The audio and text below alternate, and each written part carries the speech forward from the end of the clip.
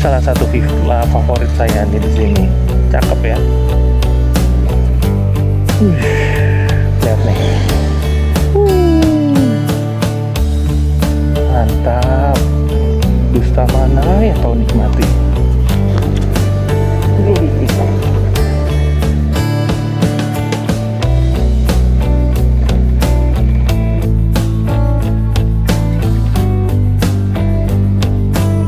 Hah? Kok kosong? Aduh. Selamat sore kawan-kawan. Hari ini kita punya sesuatu yang baru nih. Kalian udah sadar belum? Ini dia. Itu koala nih. Ini koala nih hidungnya. Saya kira tadinya panda, ternyata koala. Ekspektasi saya panda, ternyata koala enak. Oke, apa kabarnya kalian semua? Semoga sehat dan baik-baik saja. Hari ini kita diberitahu ada berita kalau ada demo, ojol-ojol pada demo. Tapi kalau di Bali sih saya nggak tahu ya ada apa tidak ini. Karena dari tadi saya lihat banyak-banyak aja sih drivernya. Orderan ya lancar, masih ya kita lihat saja. Semoga apa yang menjadi tuntutan itu bisa diakomodir juga, karena memang ada beberapa poin yang benar-benar relate. Saya selama beberapa waktu ini kan sudah menjalani pekerjaan ojol ini secara real, dan menurut saya emang ada hal-hal yang harus dibenahi, ada sistem yang harus disempurnakan, ada aturan yang harus juga disempurnakan. Intinya buat saya, semua bekerja saling menguntungkan. Ingat, dari awal memang partnership alias kemitraan. Maka dari itu harus menghilangkan beberapa poin yang membuat atau menyebabkan pekerjaan itu menjadi sebuah paksaan. Itu yang harus diteliti, karena biasanya ketika yang powernya lebih merasa dia memberi pekerjaan, bisa jadi dia akan dengan sendirinya menerapkan aturan-aturan yang justru memberatkan orang untuk bekerja. Tapi memang secara dari kacamata pengusaha memang aturan itu dibutuhkan untuk menjamin pekerjaan itu bisa dijalankan. Ya, memang ada plus dan minusnya, ada benar dan salahnya juga. Tuh. Kalau saya di sini berusaha melihat secara netral, dan saya juga banyak baca dan banyak mendengarkan atau nonton sih lebih tepatnya YouTube juga. Masukan-masukan dan juga cakep ya. Dan juga cerita-cerita, pendapat-pendapat dari orang-orang yang ahli. Rame nih, ada bola di sini. Ya saya lewat kosong. Ya lanjut. Jadi memang banyak yang berpendapat, termasuk Prof. Rena, Sabenix juga saya nonton. Ya kurang lebih masing-masing punya kacamata sendiri lah ya. Masing-masing punya pendapat yang didasari atau dilandasi oleh kacamata atau kepentingan sendiri menurut profesinya masing-masing. Nah, bagi teman-teman yang bekerja sebagai ojek online, tetap semangat, jangan putus asa. Suara kita memang harus didengar, karena ibaratnya kita di aplikator itu sebenarnya sebagai customer juga, pengguna jasa yang sebagai pengguna jasa aplikasi untuk mendapatkan customer juga gitu. Jadi customer feedback itu sangat penting loh.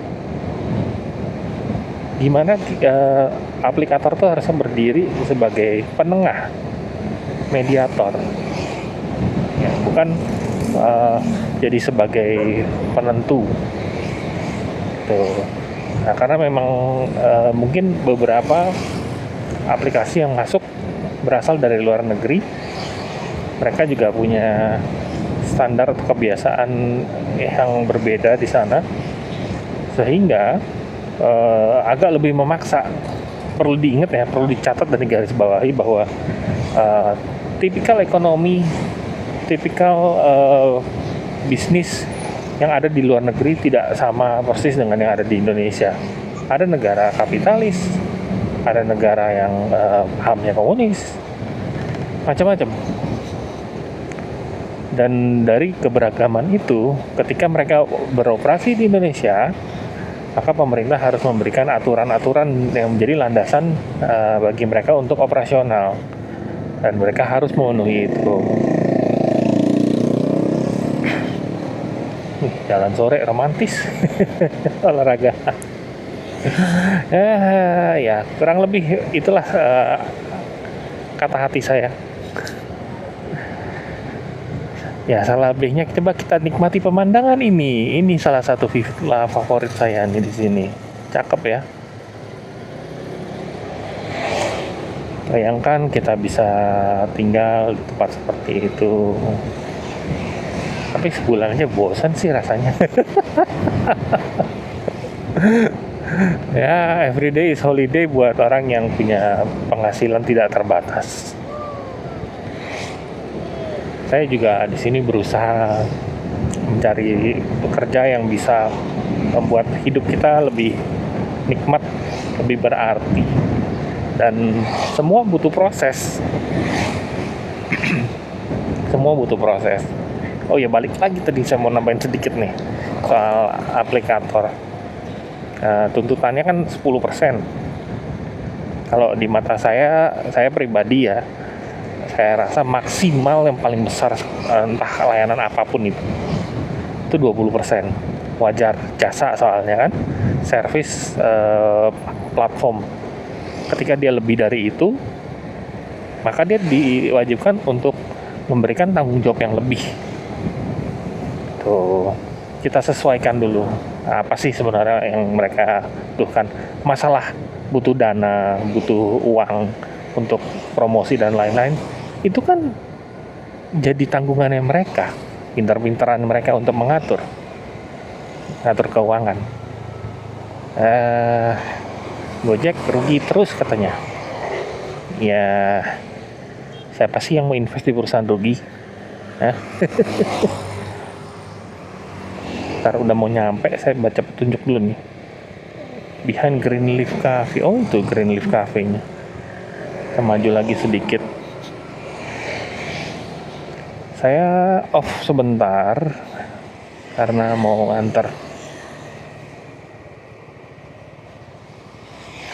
Cakep ya, hari ini, sore ini langitnya cantik sekali. Wih, lihat nih. Wih, mantap. Dusta mana yang kau nikmati? Grab bike. Mohon maaf, saya tidak mengambil penumpang.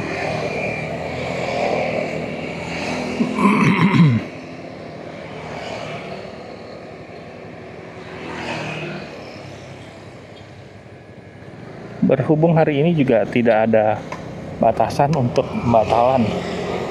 Pembatalannya juga salah satu yang saya perlu note loh untuk ojol itu. Karena gini, kan mitra ya, kenapa tidak dibiarkan mitra itu memilih? Mereka takut sekali dengan pilih-pilih order, tapi kan mitra, bukan karyawan. Jadi harus diberikan kebebasan, dan sesuai dengan prinsipnya kapitalis juga harusnya boleh, sesuai dengan asal ya. Tuh. Fun fact ya, ini ada fun fact. Ternyata ya, tarifnya mengalami lonjakan. Jadi tadi yang antaran pertama atau 13.400. Jaraknya tidak jauh itu. Kalau dalam kondisi normal mungkin ya 10, 11. Jadi ada tambahan. Bisa jadi karena karena memang drivernya sedikit. Mungkin di Bali ada yang off juga. Tadi ada yang Grab Bike masuk, saya cancel. Coba kita lihat, turun nggak ya? Harian penyelesaian masih 100%. Ya, kalau mau tetap 100% artinya memang tetap 100%. Bagus lah. Tidak apa-apa sih sebenarnya di cancel. Harusnya sih seperti ini. Karena kita kan mau memilih gitu. Dan kadang-kadang memang kita mau ambil kalau emang sesuai dengan arah tujuan kita. Ini tadi kebetulan dekat sama saya tuh orangnya. Saya lewat dipanggil, Pak. Tapi ya mohon maaf sih ya. Karena saya memang apalagi lagi sore-sore begini, prioritas saya adalah nge-shoot. Jadi dengan kata lain, kalau shoot saya bawa penumpang sebenarnya bisa aja, tapi kepentingannya nanti jadi bergeser. Lebih baik saya ambil orderan yang bisa saya jalani, misalnya ambil yang food atau yang GrabMart atau yang paket gitu. Jadi dua-duanya bisa jalan. Ya terserah sih mau disikapi bagaimana. Pilih-pilih ya iya sih saya memilih. Tapi pilihan itu kan untuk kebaikan diri sendiri juga gitu. Ada kayak kemarin semua saya ambil paket terus beruntun berapa tuh 3 kali 4 kali. Saya yang KO, capek banget. Gitu. Ya kebetulan memang kondisi fisik tidak memungkinkan untuk seperti itu. Jadi ya itulah.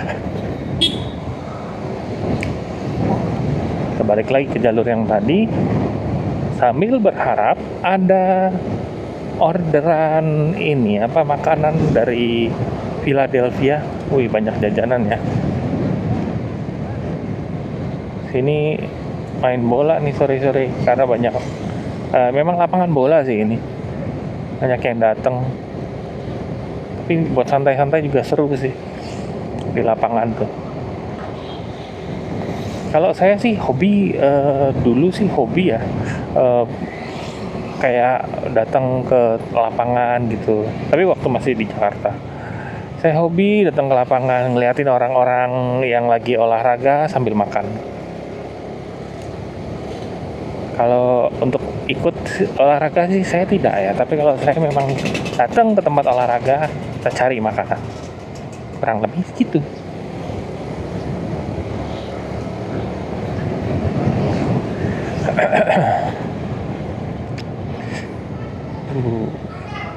Nah ini ada yang lagi latihan. Oh kelas bahasa Inggris di Banjar. Wow. Luar biasa.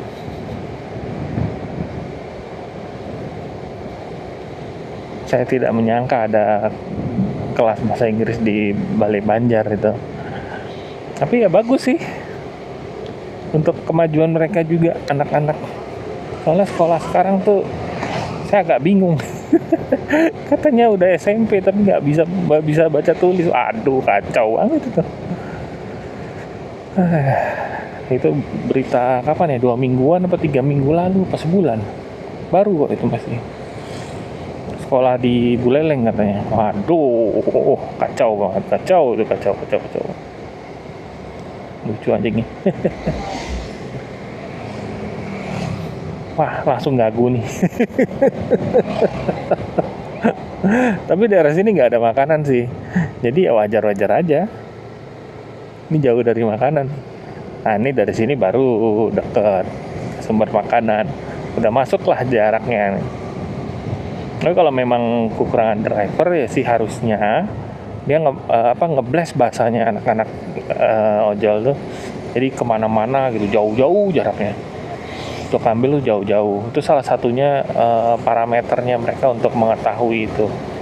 Non tunai jauh itu biasanya karena kurangan driver. Tapi kalau tunai jauh tuh biasanya di ini dilempar sama orang. Jadi ada yang kadang-kadang sering sekali sih kejadian tuh tidak mau dia ngambil yang tunai. Kenapa? Takut apa? Takut itu fake order. Nah kalau fake order itu kadang-kadang untuk proses laporannya juga dipersulit ya. Harusnya itu dipermudah. Kita kerja online harusnya laporan by online semuanya. Dan sebagai mitranya kan harusnya dipercaya. Jangan ya malah diragukan gitu. Jadi kan mereka juga kerja enak, nyaman, bisa menjalankan tugas yang diberikan dengan baik gitu. Tanpa harus khawatir nanti kan rugi dia kalau bayar tunai itu. Kalau memang diperlukan non tunai semua pun tidak masalah sebenarnya, karena penetrasi buat perbankan online itu sekarang sudah tinggi sekali di Indonesia. Jadi jangan khawatir, semua akan online pada waktunya. Ini jauh ketimbang 15 tahun yang lalu. Saya belajar mengenai QR itu 15 tahun yang lalu. Sekarang baru diimplementasi setelah pandemi. Jadi pasti bisalah jalan gitu. Mau tunai bisa juga kan, nanti bisa top up lewat ini ya drivernya. Dia nggak ngerti top upnya, kayak bayar tunai di top upin lalu tinggal bayar kayak non tunai, dapat komisi tuh yang 1.000 perak tuh. Nah sepi loh, tadi lewat juga sepi, sekarang lewat sepi lagi. Malam ini kita benar-benar bertualang lagi guys.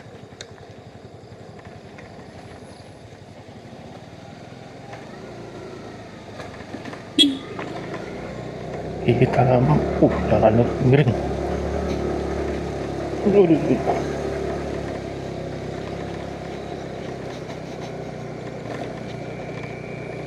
Kita dapat antaran ke Tabanan. Ini kan saya sawah semuanya. Ini beberapa bangunan aja nih, villa masih kosong kayaknya. Coba kalian lihat nih, sawah guys. Gini nih kalau kerja di Bali, malam-malam masuk sawah gitu. Kanan kiri ini sawah nih semua. Buset. Sana sih udah perumahan lagi ya di sebelah sana.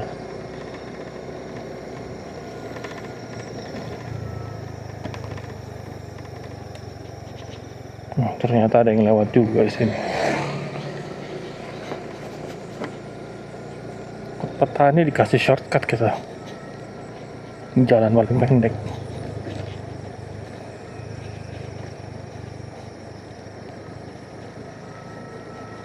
Ini masuk perkampungan lagi nih akhirnya.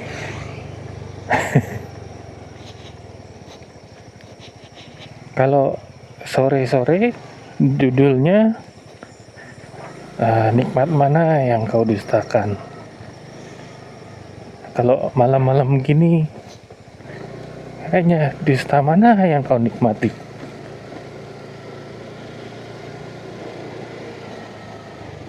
Aduh, jalan masih rusak.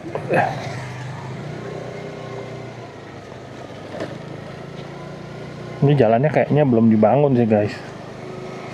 Nah ini kan di portal nih. Mobil kecil bisa masuk sih kayaknya. Kalau truk kayaknya tidak bisa. Karena di sana kan masih jalur sawah itu. Ini baru kita masuk ke area perkampungannya nih. Jadi daerah Tabanan nih perkampungannya sekarang juga sudah mulai berkembang. banyak villa.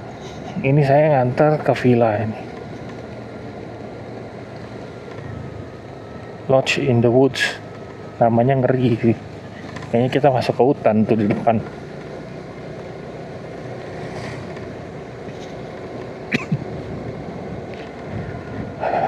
Coba kita lihat. Saya baru 2 kali ke daerah sini lewat jalan ini. Tapi yang dulu tuh pertama saya tidak lewat shortcut tadi. Apotek tuh, ada apotek besar sini. Waktu dulu saya lewat jalan biasa, jalan utama. Tadi ngikutin peta masuk ke dalam persawahan.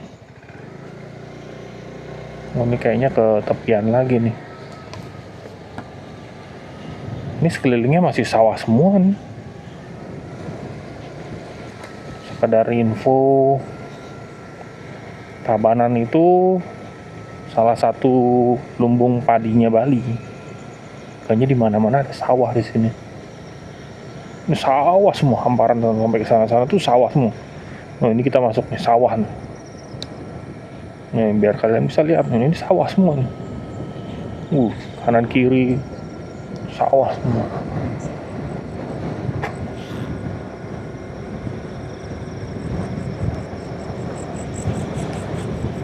Coba sore-sore ya, mantep nih.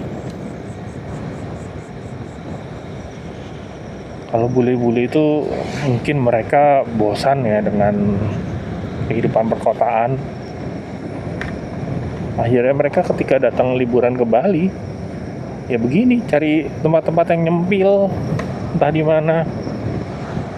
Kalau buat mereka kayak nyari fasilitas itu nomor sekian lah. Sawah semua guys, kan kiri. Kalau kita kan liburan tuh nyari fasilitas, beda ya. Kebanyakan orang Asia sih, kebanyakan gitu. Kalaupun nyari yang agak-agak terpencil, tapi masih dekat juga kita nyarinya sama yang bisa dibilang kayak ada mall, ada tempat-tempat hiburan gitu. Nah kalau bule ini ekstrimnya kayak gitu.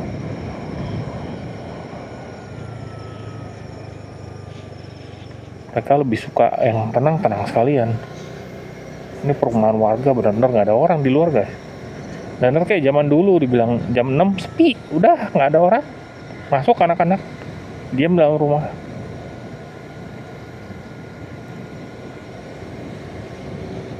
Udah deket nih, Lodge in the Woods. Kayaknya ini bukan in the woods deh, in the rice field ini. Salah nama kayaknya ini. Lodge in the Woods, ini dia.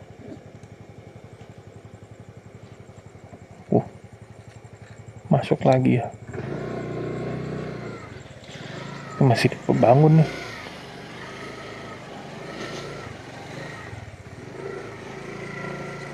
Kita masuk berkelana guys, malam nih begini.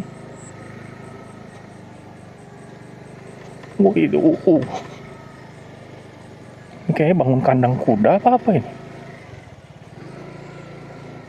Lumayan jauh nih. Untung saya pakai motor. Kalau jalan kaki tadi, wah gempor nih. Jauh banget ke dalam.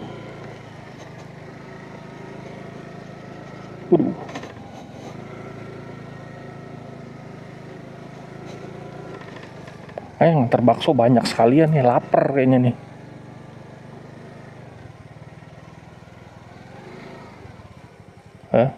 Kok kosong? Aduh.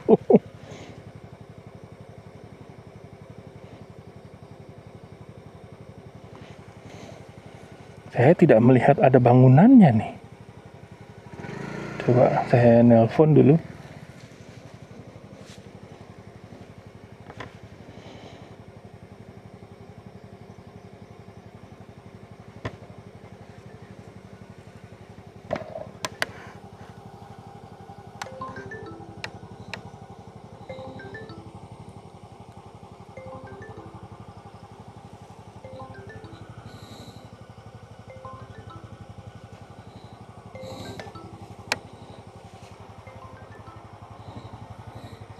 Kayaknya sih nggak di sini ya. Coba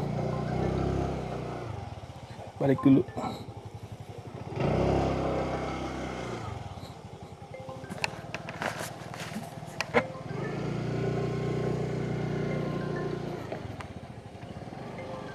Nggak diangkat pula lagi.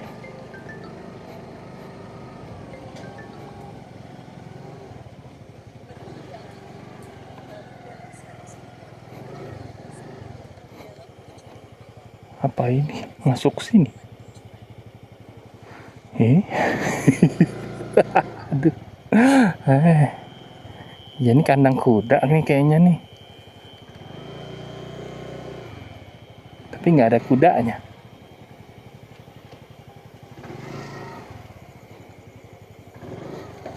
Mana sih penginapannya? Oh alah, tuh ada lampu tuh. Jangan-jangan itu tuh.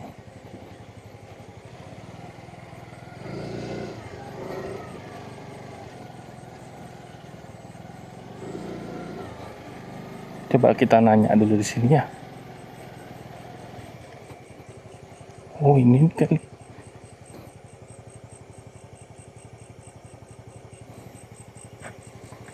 Coba nanya dulu ya. Bentar ya.